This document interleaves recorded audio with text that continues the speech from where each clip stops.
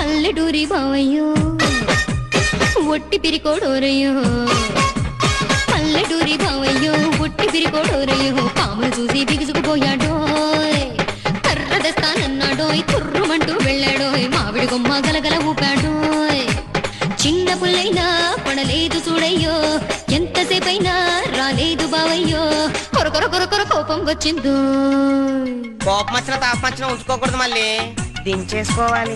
ఏంటి దించుకునేది దాని బాగా ఒట్టి పిరుకోడంట.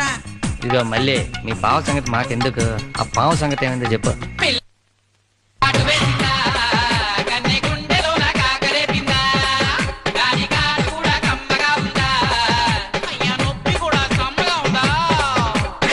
పల్లెటూరి బావయ్యో ఒట్టి పిరికోడోరయ్యో పల్లెటూరి బావయ్యో ఒట్టి పిరికోడోరయ్యో పాములు చూసి బిగుసుకుపోయాడో